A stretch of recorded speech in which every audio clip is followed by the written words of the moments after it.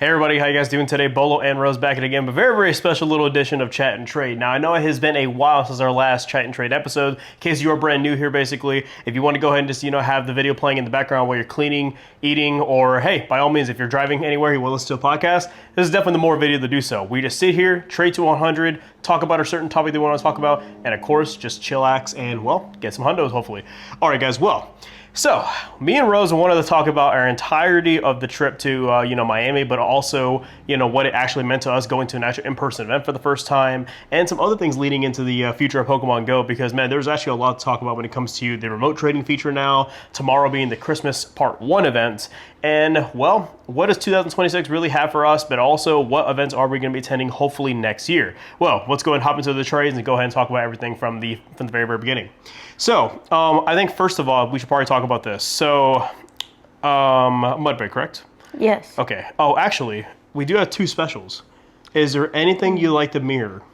Because honestly, if you'd like to mirror this, I have an unknown M2. Do you have an unknown M shiny? Do you want to mirror those? Of course I have. Okay, let's go. So, let's see, unown, because I love the way it's spelled. Yeah, I can trade 1M if you want. Just for the sake of Miami, why not, right?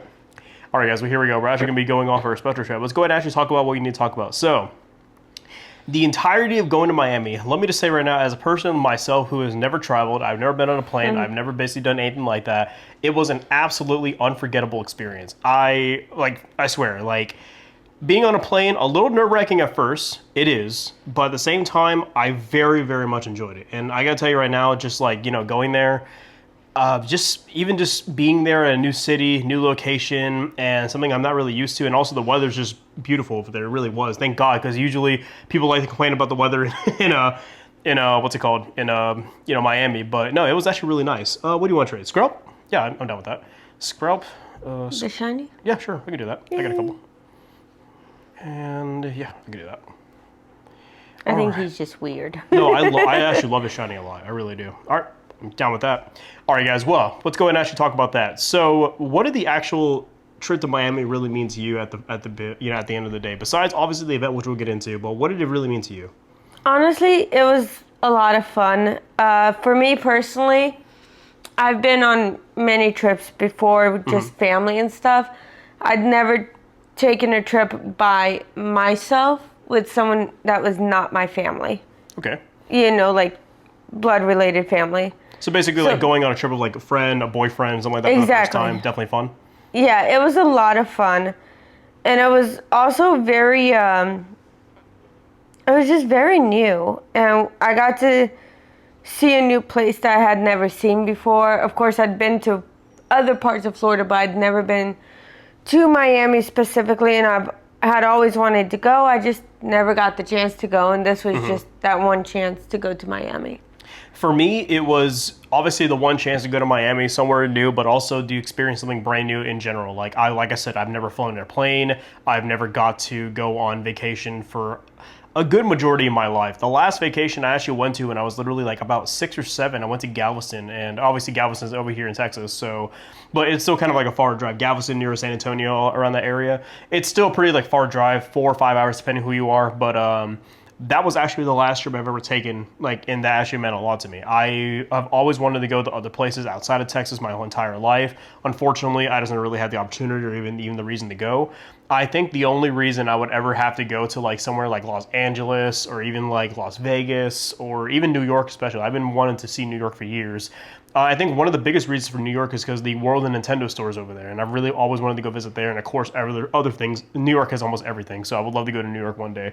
And also, I have a couple subscribers in New York, so that'd be very nice to see you guys there. But yeah, I guess you can say overall, I've never really had an actual reason to go out of state, except for if it was a convention. I used to be. I don't know if you guys know this or not. Before I started my YouTube channel, even Rose knows this a little bit.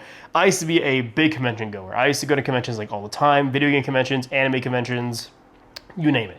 I never really started content creation. By the time I actually started going to conventions, stuff like that, I didn't start content creation until I was about 2020. I was already almost 20 years old, essentially. So 21. But yeah, I never really kind of grasped, going to conventions out of state, even though I did almost go to San Diego Comic-Con one year, but that was when I was 15. But going for an actual thing that I'm doing content for, which obviously is Pokemon Go, something that we both do together, something we both love, I think personally for me, that's what made it special. And doing it for an event, and especially seeing all these videos, you see all the big guys going to all these in-person events that have things that are different from the actual global events. Now, as you guys know this, if you've been subscribed for a while, me and Rose have always just covered global events, and we've only covered local events near our area. We've never gone to any City Safari, we've never gone to any Go Fest, tour events, or even like other weird events that they've posted, that are out of state or out of country, stuff like that. We've never done that. So this being our first one, my God, I could not tell you the feeling of being there and playing an exclusive event in one place that nobody, unless you're actually there and you have a ticket, can participate in. It just feels like an exclusive thing that, I don't know, you know what I mean? Like, it's like, oh, that somebody else can't do this. And this feels more special because of that. I'm not saying that it should be like that. I will say this, though. I do believe in that some events should be exclusive because that's what makes them special. Exactly. But I will also say that it does kind of suck, especially being a spectator in most sense, that, like, I would love my friends to go enjoy an event like this, but unfortunately, it is the way it is. Yeah, and like you said, we've never been to events like this before. I was surprised by the amount of people that turned out at this event. Oh, yeah. I mean, like, you can just see it, just a whole group of people just being there together for one thing, 100%. It was definitely not something you see every day. I think you're right. I will agree with you right there. And, like, the absolute sea of people that we saw running, even, I don't know if you guys saw Day 2's video, running to the Gigantamax that was there. It brought back the 2016 vibes of, like, seeing a Dragonite in the wild. You would see, like, an entire swarm of people running to go get that Dragonite. I absolutely love just the sense of community that Pokemon Go builds. And a lot of people that absolutely hate on this game or just don't see the real purpose of Pokemon Go besides going out and catching Pokemon, I feel like you need to experience something with a group of people. You have to have friends that play with you as well. That also kind of adds to the experience, because if I'm being real with you, I probably would have quit playing Pokemon Go a long time ago if I didn't have somebody like Rose to enjoy with personally, or like, on a personal level. But also, like, even friends that we met along the way that, text us about it, that want to go on these raid trains and cars with us and stuff like that. And even the sense of community that we built with our local community over here, in Texas. Ooh. Oh, there we go. And like, something that we built together, But that's the beauty of Pokemon Go for me, is just like the sense of community. You can see like the sense of community that was over there in Miami. Like, we're not from there, but like, I didn't meet a single rude person there that was playing Pokemon Go. I didn't either. Not that I was playing Pokemon Go, because I feel like they all knew that we were hunting all for like the same thing, or even a similar thing. It's like we all enjoy the same thing. We're all here for the same thing. Why do we need to be mean to each other? And I really do appreciate that, You're fine. But no, but for real though, like, it's just the sense of community was 100% alive. And I feel like that goes into kind of like our good category. Oh wow, back to back. Look at that. Back to back? Yeah, back to back. Anyway, 3, 2, 1. Not me. Okay. Well, at least we got 2 lucky ones, so that completes our decks completely. So that's good. But no, yeah, you're gonna get the hundo. So in case you guys missed my videos, watch my videos. I got 2 freaking hundos. It was crazy. So that was amazing. Lucky. I know, yeah, very lucky, 100%. So, dude, that last one we're waiting for our Uber. I got the freaking hundo Mudbray off camera, which of course I do. But like, that was, I still can't get over that. I keep clicking the stupid remote trade button. I do too. I've clicked it so many times. Anyway, we'll get to the remote trading feature here in a little bit. But is there any more positive things you want to say about the event before we get into, I guess you can say, the negative? Because I only have a little bit of negative, but let's go and focus on the positive. Another positive was just also the sightseeing. Like, you're not just staying in one park. You get to travel the whole entire city. And honestly, in Miami, I think that's one of the best places they could have done, because there's so much to see just within the city of Miami alone. Like, we went to that little Havana place with the roosters running around. Yes. Hens, all these weird birds just everywhere. I'd never seen that anywhere else. I think personally going to Little Havana and seeing all those roosters and hens running around. Wow, this is crazy. Okay, I saw it pop on your screen. 3, 2, 1. Wow, she got a 98. I'm sorry, honey. So close. It's fine. It's fine. You're gonna get it. So close. So, but no, you're right though. Like the sightseeing and like the experience of seeing something that you don't see on your everyday like basis. Even like, okay, I know this is a big deal. This is not a big deal for some people, but for me it is. Seeing the ocean, like seeing That beaches, was so actual beautiful. beach. I don't count Galveston as a beach. I'm sorry, I really don't. Galveston's just Galveston to me. But like, nah, dude, seeing that live in living color, that is an experience I'll never freaking forget. Taking pictures by it, walking barefoot in the sand, feeling that natural sand, like, you know, going through your feet and stuff like that. It feels so freaking just like, I felt like I was on another planet. And I feel like that's also the beauty of traveling, is that like you get to experience like these weird things that you would experience in your daily neighborhood or something like that, you know? Pokemon Go wise, my God, Pokemon Go playing in a big city like Miami there's no comparison. Like there is absolutely no comparison. And I think we could both agree on one thing. The regionals, even when we were there the day before, made it very exciting to open up our game, because I was kind of excited to click on a Carnivine for the first time that wasn't a hatch Carnivine from the Sinnoh tour that we both played. Like stuff like that is what really made it for me. Anything else you want to add to that? Honestly, I agree. And like you always, these TV shows, these movies, you always hear about Miami Beach, you know. Yeah. You always just hear about CSI it. Miami, like all that. Exactly. And like you see how someone else sees it in a TV show or a movie, right? But going there yourself and seeing it through your own eyes is so much different, and it's so breathtaking, honestly. Yes, absolutely, Like without a doubt. movies, TV shows do not do it justice at all. You know what's funny, actually? GTA 6 is going to like take place like around Miami, so like I'm kind of glad I got to have a glimpse of Miami before GTA 6 comes out, if it ever comes out at this point. But you know, story for another time. Honestly, like I can go on and on about the sightseeing and the experience playing Pokemon Go, but I do want to do one thing before we move on to the actual kind of like, you know, what could have been done better. What did you think about the overall just experience of being at a city safari event? And talk about just specifically the event itself. Honestly, I thought it was great. It's like one of the best events. Well, this is the only out-of-state event we've been to, but just global events in general, which is the only experience I have, it felt very different, but in a good way. You know what really made it for me, though?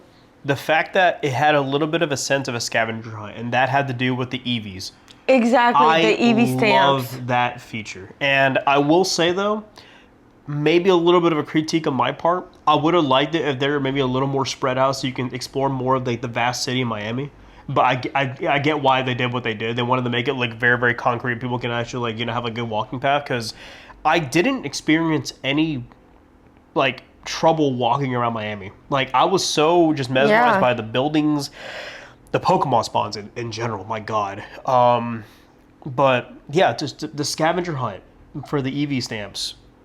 Experiencing that in person, I want to do it again, you know? Oh, yeah. But I think now it's time we go through the negative. Now, I'll be honest with you. I only have literally maybe like 3 biggest complaints about this event. Maybe 2, honestly.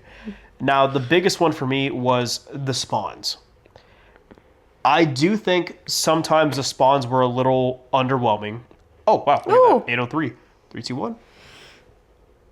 Oh, both 96s actually. Okay, that's cool. So I do think the spawns were a little repetitive and a little boring at times. Now, before I get into that, I want to say that only has to do because it was actually not too common to find the Oricorio, the Mudbray, or even Pawniard. It took us the longest to find a singular wild Pawniard through that entire day. But we were finding Oricorios and Mudbrays, you know, here and there. But like, it was so annoying seeing Gossiflors everywhere, and even Marinis. Like, I am so sick of those Pokemon. As much as I love those Pokemon myself, I do agree. I feel like they should have maybe do what they do during some of the events, have like biomes where they switch out what Pokemon are spawning, but also keep the Oricoreos and Mudbrays anytime. Throughout the entire event, you know what I mean? Exactly. Which I do agree with that. Having biomes, I really kind of wonder how they would do that for like a city safari, but I know they haven't done that in the past. But like, no, you're right though. It's just like, I'm sorry, but like the fact that Gossifleur can't even be shiny, and the fact that I think Gossifleur is possibly like the most common spawn not named Shuckle or even Marini. And I love Shuckle, I really do. But like, you know, a lot of people come there, and a lot of people spend the money that they spend to get these regional Pokemon. They cannot get on their everyday, you know, adventure. Mudbray, Oricorio specifically, especially the Oricorio being the Bylite style, which is only exclusive to the United Kingdom, you know? But like, if you live here in America, you get the Pom-Pom style. So it was a big selling point for me because, like, obviously, Bylite, Mexican salsa style, whatever it looks like. I love the shiny. The shiny is beautiful. The black and red is absolutely to die for. And of course, Mudbray is so freaking cute. I love this little thing. But yeah, that to me really kind of like, that was my biggest complaint, was just the spawns over time, because like I was so tired and I was so sick of finding just, oh hey, you walk around the corner, there's like 3 or 4 Gossifleurs out there. Oh, you walk around the corner, there's like 3 or 4 Shuckles. You walk around the corner, there's like 3 or 4 Marinis and like whatever. Now, surprisingly enough, I didn't see that many Scrubs. Like, I think Scrub was kind of like, okay, Scrub was good. Scrub was kind of a homie. But like everything else was like, I'm kind of sick of seeing you every corner. You know what I mean? I don't know why, but I got a lot of Scrubs, especially on my incense. Yeah. Man, oh, my incense was kind of weird. Like, I would have loved if you had an increased chance to find the regionals through incense. I feel like that would have been a cool bonus, you know? Oh, but yeah. It wasn't. It was just like, oh hey, you can get either one of the actual like event spawns. Which, you know what? That's fine. Whatever. I'll take that. But yeah, that's possibly my biggest complaint. Is there anything maybe you want to add to that, or anything else you want to maybe say, like, complaint-wise, that you... I mean, that basically covered it. I kind of wish they had more rest stops like they did at the Miami World Center. You know, they had like that little rest stop area. I feel like they could have had more of those. I know they can't because, you know, they have to like actually set up somewhere. Also accommodate for the space that they're taking, because obviously they're outside of the Apple Store. Or have even like mini ones, you know, like a mini rest stop or something. Oh, I will say though, they were kind of smart about the park that they were at though. And I just want to let you guys know, so the park that we were at was hosted by a local community ambassador. That was actually their community. But the Bayfront Park, and just being by the bay side in general, it's Bayfront Park is what it's called. It's right near the bay side. The bay side is the shops. Oh, lucky. Ooh. Sorry, I just saw it. 3, 2, 1. Not me. 96. So we're gonna get it. So, but yeah, Bayfront Park is where we're at, but the Bayside is right next to it, and it was Bayside Shops. The Bayside Shops, some of those guys actually knew that they were going to be having Pokemon Go players, and they 100% took advantage of that. They really did. But also, the Bayfront Park also had a hotel that apparently let the Pokemon Go players go use their bathroom, and they even had a Starbucks in there that they were even giving refreshments out, which I thought that was awesome. So rest stops, I do agree. Maybe there could have been a few more in the city if you were playing out there in the city. Yeah. Because the only rest stops you can find were the outdoor mall, or if you were lucky enough to find a cafe, they'll let you sit there. You know. Yeah, and honestly, this is a thing, and it's becoming more common where you cannot use the facility's restroom unless you are a guest or you're buying a food or a drink there. Yes, and so they don't have public facilities. You have to be an actual paying customer. Yes, and we only really have this problem when we're going around Dallas. I think Dallas is notoriously bad for that because there's a lot of Dallas restaurants. Even McDonald's is now like 100% like striking down on this. They are just not letting non-paying customers use their restrooms, and it is hard for a lot of Pokemon Go people that are walking, constantly drinking water, stay hydrated, whatever. And you know, you're like, oh shoot, I'm already halfway across town. I have to walk back to Bayfront. I have to walk. Maybe, hopefully, these guys are nice enough when we use the restroom. Yeah. You know. So like, that was also a negative. If you are going to these events, be mindful of like how much you're drinking, but also be mindful of like, hey, take as many bathroom breaks, even if you don't need to go, as you can, because trust me, you will probably regret it. I think another complaint I had, and this is just more of a minor one, I don't know if you can agree with this.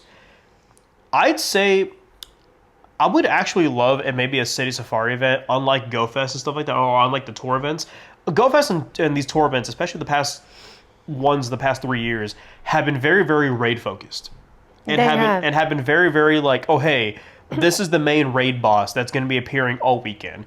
Now, I've already explained to you guys my disdain for the last Go Fest, where they actually had, well, they kind of separated Zamazenta and Zacian day to day. Like, Saturday was only Zamazenta, Sunday was only Zacian.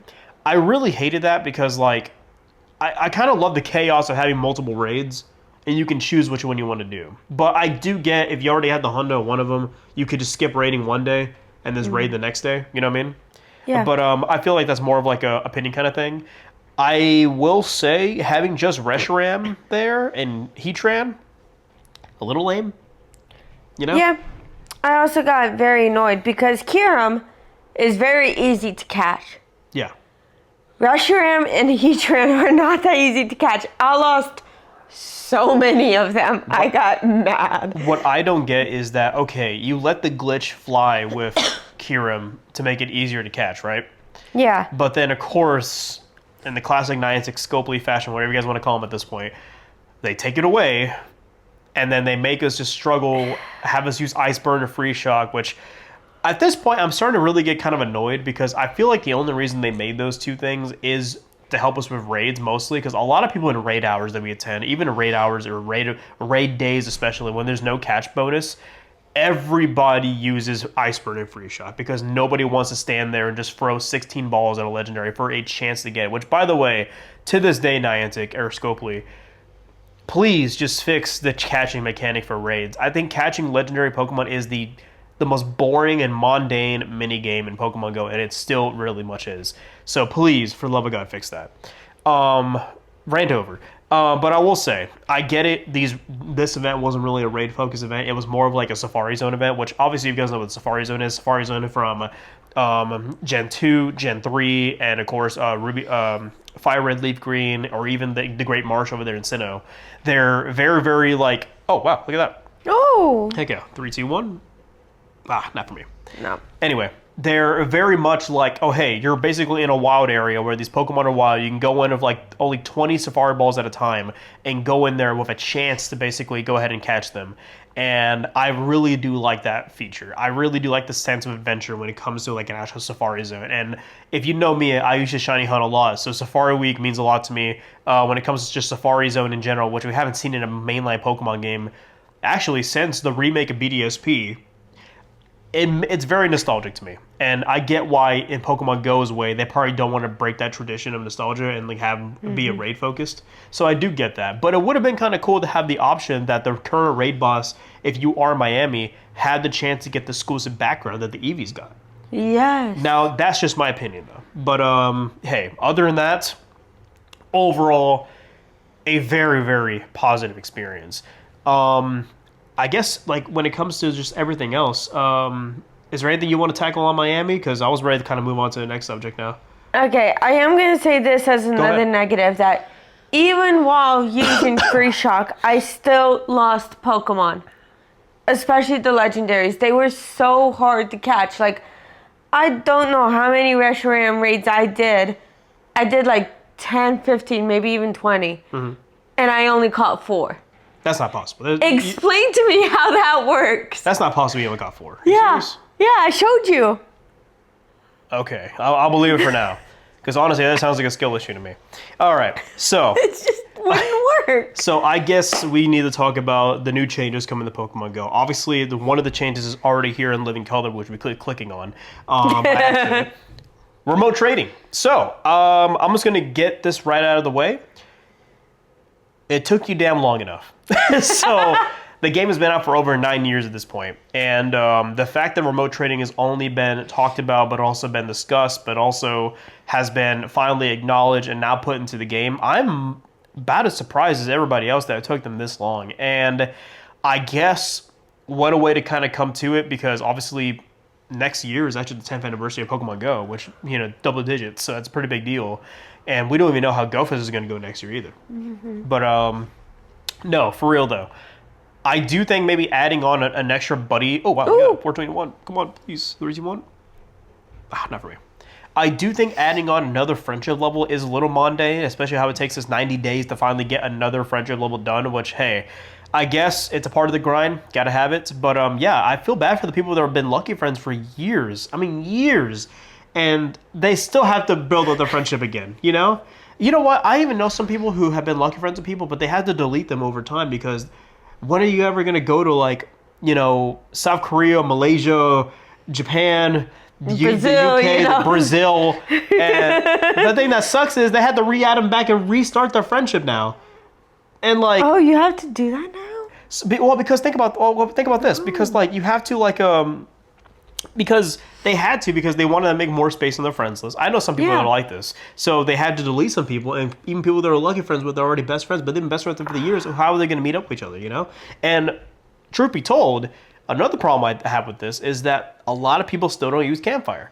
So all these people that I'm lucky friends with that I don't know personally in real life, the only chance I have of communicating with them is through Campfire. And a lot of people don't use Campfire, and I understand why. Campfire is a good or a bad app, depending on how you use it. I personally do like it a lot, especially when it comes to making meetups and also attending meetups, especially for like these bigger events, you know, like Gigantamax, for example. But yeah, when it comes to like the normal everyday player, I really can't see a reason for the normal everyday player, especially if they really don't attend, you know, like group raid hours, stuff like that often, why they would use Campfire. And that's the biggest problem I have with the remote trading, is that that's the only way we can communicate with these people that we don't know, you know? Exactly. And it's like, I've had people in my friend group that I've been lucky friends with who knows how long, right? Mm-hmm. And it's like, if they don't have Campfire, there's no way to contact them and be like, hey, what would you like to trade? So then they just sit there. Yeah, exactly. And like I've even deleted some people that, like, I've tried the message on Campfire about, hey, we have a lucky trade. I was wondering if we're going to this event or whatever, or if you're coming down to Texas or whatever, would you like to maybe coordinate a trade? Never got a message back. And I'm talking about like for like over a year now. And unfortunately, those people get deleted because, like, if I don't have any, you know, recollection of who they are, or like if you want to communicate, whatever, why would you keep them added? Like, why would the normal player keep them added? You know? Exactly. But like now, I guess like all these people that I'm lucky with now, some of them do use Campfire. So like if we ever do go to like these events, whatever, we can either meet up in person, or luckily for me, I'm very, very blessed to have subscribers who I've added, you know, through like, you know, things that I've done. And a lot of them that we're trying to work on our best friend now, because we can actually do lucky trades now remotely. Mm-hmm. We don't have to meet up in person, which is actually very, very good for, like, especially if you're like a content creator starting out, or you're like or you're a travel, you know, some kind of travel agent or whatever, you know, like you're good then. Yeah. But I think overall, thank God it's in the game. Very, very glad to see how we can use it in the future, especially using it. I want to see if there's like a different animation. Ooh. Because I don't think anybody has ever done. I'm pretty sure nobody has been able to do a remote trade yet, because everybody has to wait 90 days as the day it came out to get it. So, as of this video, we don't know how it looks. So, please check the date on this video before you guys comment. Oh, well, how do you not know that it looks like this? Guys, look, I'm making this literally a week after it's already come out, all right? Leave me alone. Anyways, let's talk about something very, very fun. The Winter Holiday Part 1 event. Oh. I gotta tell you, this 100%, and I'm pretty sure somebody else can agree with us. Shelly also can agree with us on this. If you're watching this, Shelly, I know you're watching this. This is actually a kick-ass event, because unlike last year, they're not locking the new Pokemon that everybody wants in raids. It's gonna be in raids, the wild, and I believe field research. Like, hallelujah, I want to get the Christmas tree freaking Sudowoodo. That is such a genius idea, by the way. The fake tree himself is going to be a tree just for one event. I cannot believe it. They are finally doing it. Huzzah. Dude, absolute freaking cinema. But, of course, my boy Chargebug, the school bus, is going to be a Christmas present, which, by the way, I think that's beautiful. That's so cute. That is very cute. When I saw the picture of that, you just see a little green thing with a red bow on it. Yes. You're like, how is that not adorable? And the shiny's red too. It's gonna fit the red bow so well. Exactly. So, oh my God, I'm so freaking excited for that. Like, I really, really am. And oh, that's gonna be so good. Yeah, there's really, I mean, there's obviously a lot I want to talk about when it comes to Winter Part 1, but obviously we're going to be making a video on that. Actually, as of right now, the Winter Part 1 event actually starts tomorrow, so I'll be recording that as soon as this is already out for you guys. As of everything else, well, I think me and Rose want to go and talk about other future events that we may be attending. Obviously I think at the end of my part 2 video for my Miami trip, I did mention that we hopefully do plan on maybe going to LA for the Kalos tour. And as of right now, me and Rose are sticking to our guns. We are absolutely making all preparations necessary and also saving a lot of money towards that trip. Now, Yes. question I want to ask you. How excited are you to go to your first ever in-person tour event? Honestly, I'm very excited because we see these videos about it before the global events, and then but we've never gone, obviously, just for different reasons. Things happen. Yeah, 100%. But I'm very excited because if it's anything like the global ones or even anything similar to the safari event, I think it's going to be a lot of fun, a lot of exploring, a lot of seeing new sites that we just don't see here in Dallas every day. I agree with that, and I feel like it's almost like with the wild area for me, where like obviously if you went to anywhere, it was like only 2 places that the wild area is being hosted outside of before the global, right? So Yeah. I believe in Nagasaki they had exclusive mighty spawns that they weren't going to have during the global. Now I'm pretty sure that the Kalos tour is going to have exclusive things that you can only get if you're at the in-person one. Because I remember actually never told you this at the Sinnoh one. Sorry, I had to cut that out probably. Anyway, so but like, so they had freaking Spiritomb as like an option, another option in research tasks or whatever, which we didn't have that during the actual global. So that really sucked, obviously. But yeah. Anyway, I can't really remember the Unova tour. I think unanimously everyone kind of agrees that the Unova tour unfortunately was more raid based than previous tour events. I personally enjoyed my time with Unova tour. I thought I did very, very well, and I had a lot of fun, especially going around my brother and everybody else. Felipe and his friend around the mall. That was honestly a lot of fun. Yeah. But I do agree with the criticism that, yes, it was heavily raid focused, unlike most tour events. That was the only negative. But I did see Pokédex's video when he went to LA, I believe, for the Unova tour. It looked awesome. Like, it looked better than what we got. You know? And that's the straight up truth. So I'm actually kind of excited to see how like our experiences vary going to an actual in-person event, because you really can't judge it too much based on a video. You can only judge it based on being there yourself, And I feel like that's most events, if you ask me. But yeah, when it comes to actually being in these in-person exclusive events that you pay for, like, or you have to travel for, really, that's where I want to experience it. And I feel like a tour event is a good way to go ahead and do that. Yeah. And I agree with that. Like you can see them on videos, and the thing is that everyone has their own experience. You're not going to see You're good. the same video from 2 different people, because everyone's going to experience something different. Everyone's going to get something different unless there's like a wild hundo that somebody calls out, Which is always a good time to go chase for. Which is always a good time to go chase for, yes.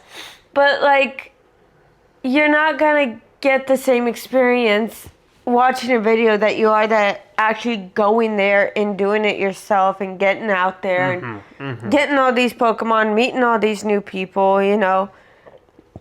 Like at the Miami one, this guy we didn't know just came up and was like, "Hey, I've seen your videos. I discovered you on YouTube a few weeks ago." That was so cool. I was just like, this stuff can only happen when you're in person. Literally, that was so cool. I believe his name is Alex. Alex, if you're watching this, bro, that still really made my weekend. So I really appreciate it. Thank you so much for that. That was actually really cool. Honestly, I'm surprised I didn't mention that at the beginning of this video. But like, yeah. No, but you're right. Okay, even meeting that one guy. Oh my God, the name's gonna escape me for right now. It was the guy we met at McDonald's who was just going around talking to people. We started talking a little bit. He said he wanted a shiny Tauros, and I told him, look, I would really, really love a shiny Cardamom before I leave Miami, because that is my biggest chase. The dude only had one, but he was so nice enough because he's a local from Florida. So he was like, nah, it's my reach. I can get another one. How many Tauruses do you have? And I was like, I had 4. So, dude, we traded. We're only the first level of best friends. Only one interaction before this. Boom, lucky. Absolutely freaking crazy moment. I could not believe that freaking happened. I literally could not believe. Yeah, and it was like y'all had never interacted before, never been friends, anything like that. And next thing you know, you just do a trade in a McDonald's and it turns out lucky. Yeah, literally for like 2 of our most wanted Pokemon at that time. You know, Vito, that was his Exactly. name. Vito. Thank you, Vito. I appreciate that, man. But no, dude, like things like that. And obviously, going back to our subject, it's like you can only experience that if you go to these certain events or whatever. Hey, not to say we don't experience this kind of stuff when we go to actual our in-person events, right, that we host. Like, when we go to these in-person events, we experience a lot of cool things. Like, dude, we meet so many cool people. So many people that just love the aspect of Pokemon Go, and they're willing to do everything in Pokemon Go. It's so freaking nice. And it's a feeling that, honestly, it's hard to explain without you personally feeling it. You know what I mean? Yeah. I mean, there's a lot of nice people that play this game. Obviously, you're going to have a couple bad apples here and there, but that's just every community, guys. Let's be real here. But, like, I don't think, honestly, like, I'm very, very excited to see how we fare at the Kalos tour. Now, another thing I want to talk about is this real fast. So GoFest is returning to Chicago for the first time, I believe, in, like, 8 years. So we're very, very excited to hopefully announce right now that me and Rose are also going to be possibly going to that as well in Chicago.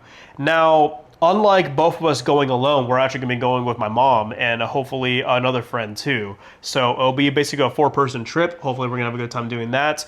And dude, just experiencing Pokemon Go in the Windy City, the second city, where you guys want to call it as well. Yeah. You know, I 100% am so freaking excited to go ahead and experience that for the first time. And let me just say right now, I really, really do hope.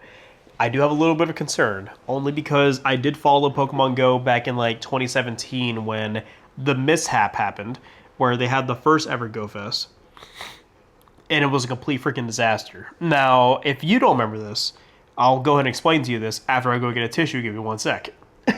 Give me 1 sec, sorry. Okay, so back again, and here we go. So I wanted to go ahead and talk about, in case you're not familiar with this, I believe back in 2017 when the first ever Go Fest happened. Oh, by the way, this is the new Fallout Nuka grape flavor, which is hilarious. And also, I have not watched season 2 yet of the show. No spoilers. I wanted to go ahead and talk about this in case you don't know this. When they had the first ever Go Fest, this is when they first released Lugia, right? And I believe Lugia was the first ever legendary that ever hit Pokemon Go. Okay? So, when they had this, it was a big deal at the time, but also they started releasing Gen 2. But the problem is, during this entire thing, nobody could get into the game. Like, and this was like I believe almost as long as like an in-person event should be, like 10 to 6, right? Nobody could get into the game. Like, I'm talking about like the cell towers apparently were not strong enough to receive everybody's connection or whatever, how that works, and nobody could just log into the game. People were reported getting kicked out of their accounts. Nobody could raid. Nobody could catch. Like, it was in a huge freaking disaster. There's actually videos you can watch of like this, this particular event on YouTube. People explaining their entire disdain for it. I think Trainer Tips Nick made a very, very honest review about it, because apparently, from what I know, he was very, very brutally honest about it, because I think he was invited to this event, right? I might be wrong about that. Go watch this video if you fact check me. But like he even said that like, yeah, the event overall, the experience was negative because nobody could get into the event. And here's the thing, this was a big deal for Pokemon Go. This is like their first major in-person event, you know? Yeah. Obviously, this happened 8 years ago, and things have gotten better. Obviously, connection when it comes to cell towers, Bluetooth, 5G, 4G, whatever you have gotten Everything's changed. a lot better over the years. So hopefully we won't have a 2017 Chicago incident on our hands. And that probably won't happen because I'm pretty confident that won't happen because things happen. Things change. I mean, I've been to convention centers where the ticket machines for when you're signing your digital ticket don't work sometimes because the internet's bad. I don't know if I ever told you this. When we went to WrestleMania back in 2016, my first ever WrestleMania I've ever been to, my only WrestleMania as of this day I've ever been to. The connection outside was so bad, some people couldn't even get inside until the second opening match. And I think the second opening match was like Chris Jericho and AJ Styles. You're joking. Here's the thing. Me, my Uncle Joe, and my cousins, we were lucky enough to get in during the pre-show, like before the pre-show ended. But the pre-show was already going on for like an hour, you know? So like we got in for the opening. We got in for the first opening match. Which I forgot what the first opening match was, but yeah, the second match I remember vividly because yeah, Styles and Jericho was actually a really good match on that card, by the way. But like yeah, so that was the only match apparently people reported getting into, and I'm kind of glad because the next match after that I think was the ladder match, and with the ladder match is the highlight of the entire pay-per-view, by the way. But yeah, I probably went off on a huge tangent about that, but anyway, but yeah, we're just kind of nervous about that only because of like the fact that like that happened in Chicago, but at the same time, Chicago also has a lot of freaking things to see. It's such a big city, as far as I've heard, and everybody who's been to Chicago, honestly, I really have minimal complaints about it, at least to me, especially if you're going on vacation. I mean, Pokemon Go apparently is pretty crazy over there.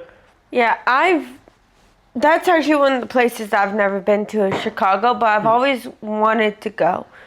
So I'm very excited. You know, if we do make that trip, it's going to be very exciting. I've always loved going to new places. It's just one of my favorite things to do. So I'm very excited if we make that trip. Especially for a freaking Go Fest. We're talking about the biggest event of the year that's not named the tour event or, of course, well, hopefully, let's be real here. Hopefully, one of the Go Out area events are in America this time because I would love maybe to experience that in person. That would be awesome. Oh yeah, that would be so much fun. Also, just saying, please, for the love of God, Niantic Scopely, why is Dallas never having an event like this? Can you imagine Dallas? Dallas, you're like Austin, San Antonio. I will go to Houston. I don't care. Like, please, just somewhere in Texas. It has to be. It has to be the Big D. It has to be Dallas. Please, come on now. It has to be, right? Stop. I know you're thinking, but it just has to be Dallas. Anyway, case in point, I cannot wait to go to a Go Fest only because of the fact that, well, think about this. Go Fest always celebrates something, right? Yeah. But what's going to be the gimmick? What's going to be the raid boss that's going to get everybody excited for Go Fest, especially for the 10th anniversary? I think I already know what it is. You want to hear it? All right, what's your theory? They're completely going to do this only because of me. It's going to be Mega Starly. Not even Mega Staraptor. It's going to be Mega Starly. And the only person that's going to show up there is a person by the name of Shiny Shelly. Just to spite me the entire event. No, I'm joking. It was a furlough. So my actual prediction for this Go Fest is going to be Mega Mewtwo X and Y. It has to be. Oh, that would be so cool. It is the only legendary Mega that we have not gotten. Obviously besides Zygarde, but that's also a whole story for another time now. But like, seriously, it has to be Mega Mewtwo X and Y. It just has to be.